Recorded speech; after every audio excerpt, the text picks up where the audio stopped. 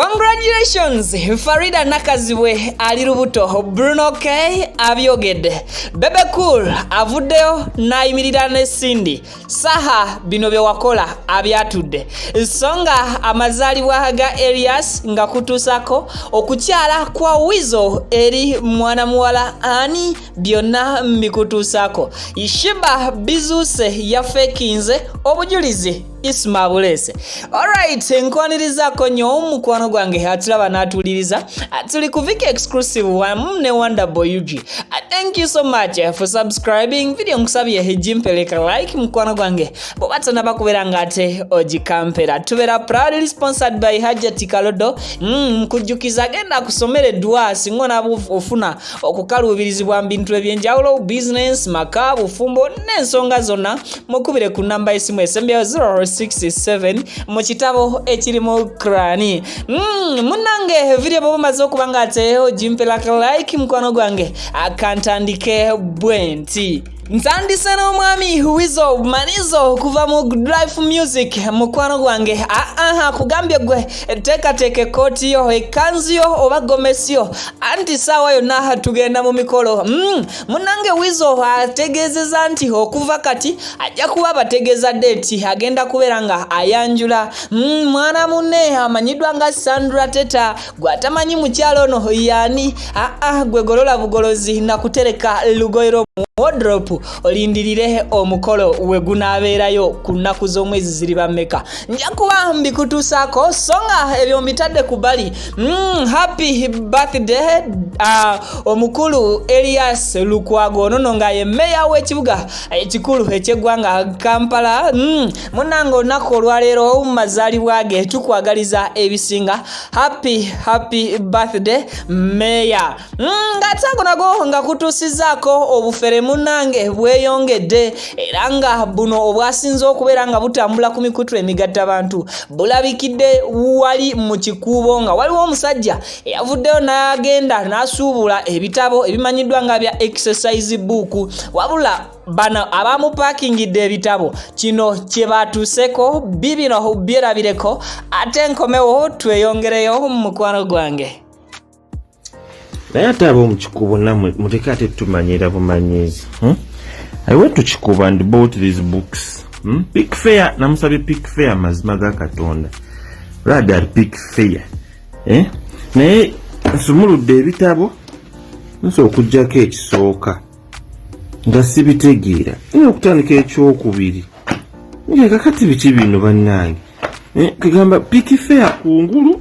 Songa te shiba kalungi ebibye byongera okubeera nga biranda ku social media buli olunaku olukya munange jajja ichuli Isma all access naye yavudde nabeera nga ayogera ku nsonga eno era omwami ono yategeezeza nti shiba kano kabadi tewanavaayo muntu yenna eyamukutte oba yagezezaako okumurepinga nga bwayogera nti kino yakikoze kwagala kubikkirira mawulire agabadde gatandise okusasana nga googera ku mukyala Diana olw'okugenda ku billboard. Munanga agonago maze okubanga ate nga kutuusako amalala getulina ye mwami Bruno K nga ayogera ku butya bwe yeesiga omukyala Faridah Nakazibwe n'ebimwogerwako nti wamagwe ddala kituufu omukyala ono ali lubuto abisambaze akatambika kano kerabireko ate nkomewo omukwano gwange n'omwami Bebe Cool big size. Bera mama we gwamanyi Faridah. Kino kimanya abantu bagina kwogera nnyo ebigambo bingi but mama wa Bera we yafiira emyaka Bera was like 2 years old. Within the 2 years she had spent 8 months with Faridah because before the mother died. Because bampa Bera mama we yamali banga ddene nga mulwadde ne bamumpa nimbeera naye. When I didn't cover and I because the minimum of Jimani era ninsaba Faridah ne mugamba nyambako omwana ono abeere because even to njagala ayiko okwogera mangu nga njagala abeere kumpi ne ba sisters be balia because they literally her sisters now bamwagala nnyo abeere nabuya. So she has been ye gwamanyi nga maama we. How has she done that? Mwina emikwano nina bakwano bange benakula nabo tebakuzibwa bazadde baabwe abamu bakuziba ba anti baabwe, bakuziba mikwano gy'abazadde baabwe. So it's the same thing. She's a parent ate alumirirwa like omuntu alina omutima y'omu ku bantu gemumanyi mu Uganda muno alina omutima omulungi. So yatunuulira omwana ono ali infant muto ne situation gye yalimu. So namusaba ne mugamba nga mukwano we ne mugamba manyi omwana omuwala yeetaaga guidance n'okumulaga. So sisuubira nti waliwo omuntu ayinza osobola okikola okujjako nakkiriza teyagaana.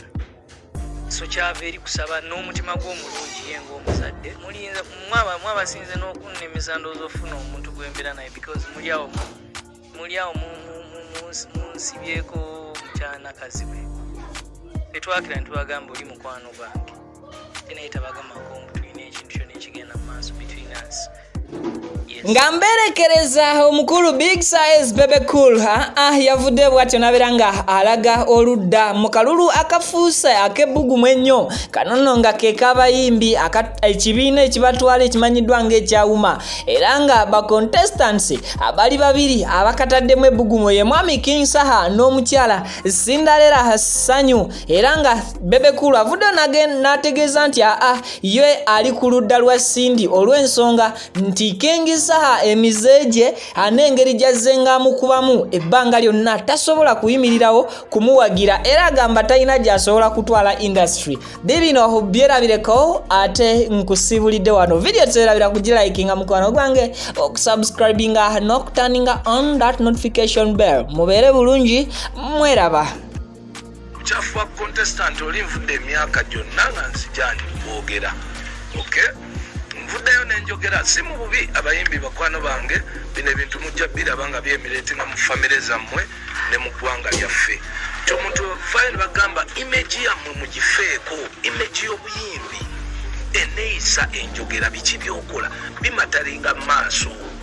Kati eno UMA kyekibiina kyekirepresentinga art ya Uganda ya music. Okay? Mwe mulabe ekifaananyi ddala kyemusobola nammwe tuteeka mu maaso. Aba Nigeria ne bagamba nti eyo industry ya kabi, aba South Africa ne bagamba abasajja industry yabwe bajagala nnyo bagirwanirira. So ekifaananyi ekyo mukitunuulire. Sijja kwogera kubiddako kubanga aba contestants